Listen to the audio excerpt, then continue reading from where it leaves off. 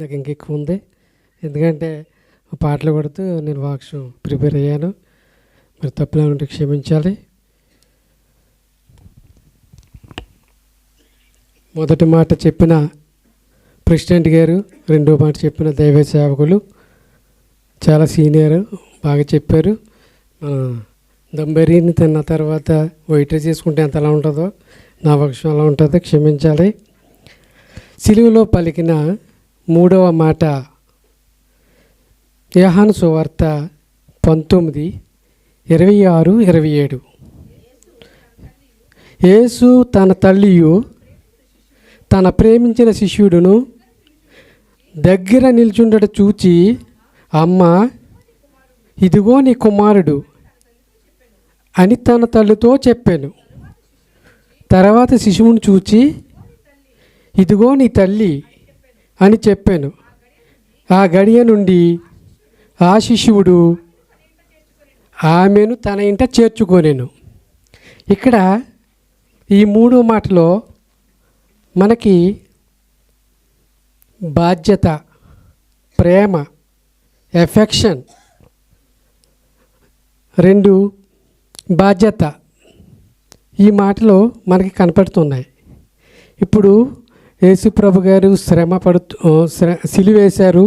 సిలువేసిన తర్వాత అతన్ని కొరడతో కొట్టారు. ఒళ్ళంతా నాగల చోళ్ళకి మొత్తం బ్లడ్, నెత్తి మీద కిరీటం పెట్టారు. చాలా బాధలో ఉన్నాడు యేసుప్రభు గారు.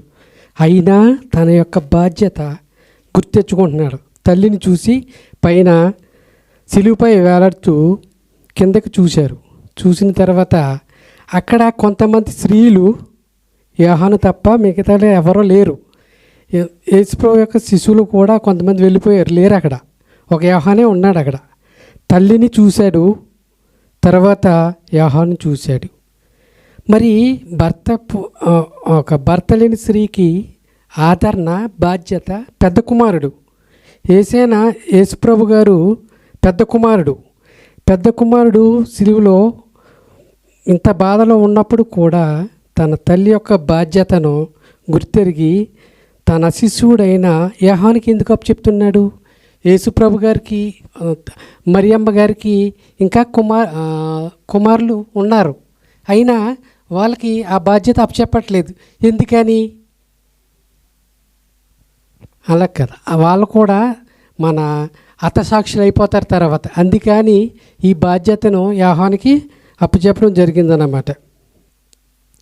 అంత మరణంలో ఉన్న ఇప్పుడు ఆఖరిని ఉరిశిక్ష చేసే వ్యక్తికి ఆఖరి చివరి మాట కోరుతారు. అలా ఎంత బాధలో ఉన్నప్పటికీ కూడా తల్లి గురించి, మన మరియమ్మ గురించి మన యేసుప్రభు గారు ఆలోచిస్తున్నారనమాట. ప్రభు శిలువ మీద ఉన్నప్పుడు ఈ 7 మాటలు పలికడం చాలా ప్రాముఖ్యమైనవి. ఇదిగో నీ తల్లి అని అన్నారు కదా. దీనికి అర్థం ఏమిటంటే తన తల్లిని బాగా చూసుకోమని అర్థము. ఆ యొక్క శ్రమలో కూడా తల్లి యొక్క బాధ్యతను నెరవేర్చారు. సిలువపై వేలాడుతూ తల్లిని చూసి, నీ కుమారుడంటే మరియమ్మ యోహాను కుమారుడిగా ఉండాలని యేసుప్రభు గారు సూచించారు. ఇది ఎంతో అద్భుతమైన మాట. ఇది చాలా వేదన ఉన్నప్పటికీ తల్లి క్షేమమును చూసి మరి యేసుప్రభు గారు ఒక బాధ్యతను, పెద్ద కుమారుడు యొక్క బాధ్యతను నిర్వహించారు. మన 10 ఆజ్ఞలు ఉంటుంది కదండి, 10 కమాండ్స్లో నిర్గమకాండము 20:12.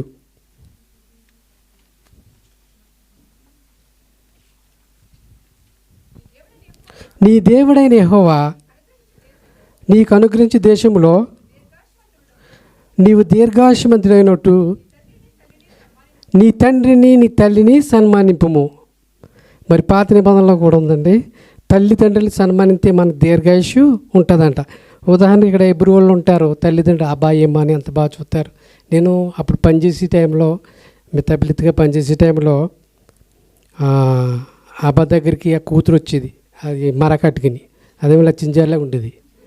అది తినేసి అనుడు, అబ్బా ఎంత బాగుందో, తెలుగులో చెప్పేస్తున్నాను మీకు, నాకు ఎప్పుడు రాదు కదా. అబ్బాయి ఎంత బాగుందో అని చెప్పి అడో పొగిడేసి అనేది ఏం కలిపావు అని అడిగోడు. ఏమీ లేదు అబ్బా, ఎప్పుడు చేసుకొచ్చానని ఆ ఏటీఎం కార్డు అట్ని వెళ్ళిపోయేది. ఇక్కడ ప్రేమలు అలా ఉంటాయి. అది కాదు మనకు కావాల్సిన ప్రేమ. నిత్యమైన ప్రేమ కావాలి. ఒక పాస్టర్ గారు ప్రార్థన చేసిందంట కూతురు పెళ్లి కోసం.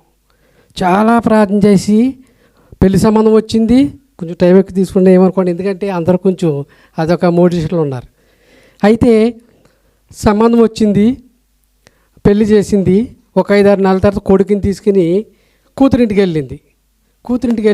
పొద్దుటే లేచినప్పుడు అల్లుడు పొద్దుటే పేస్ట్ అట్టుకొచ్చి అందించాడు కూతురికి.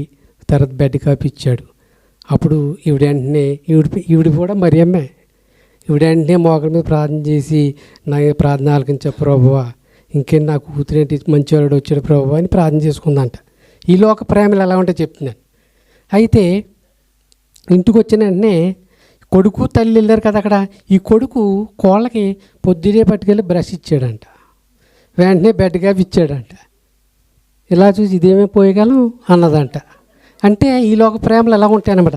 మనకు కావాల్సిన ప్రేమ అది కాదు, దేవుని ప్రేమ కావాలి మనకి.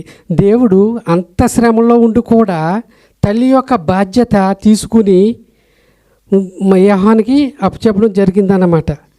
మన సంఘంలో మన సేవకులు కరెక్ట్ టైంకి వచ్చి ఆయన బాధ్యత ఆయన నిర్వహించాలి. మేము సంగీతం మా బాధ్యత మేము చేయాలి. స్త్రీల సమాజం వారు స్త్రీల సమాజం బాధ్యత వాళ్ళు నిర్వహించాలి. ఎందుకంటే దేవుడు ఎవరికి ఇచ్చిన బాధ్యత, చర్చ్ క్లీనింగ్, వంటల, ఏదైనా ఎవరికి ఇచ్చిన బాధ్యత వాళ్ళు నిర్వహించాలి. దేవుడు ఈ కొద్ది మాటలు దీవించి ఆశ్రయించును గాక. ఆమేన్.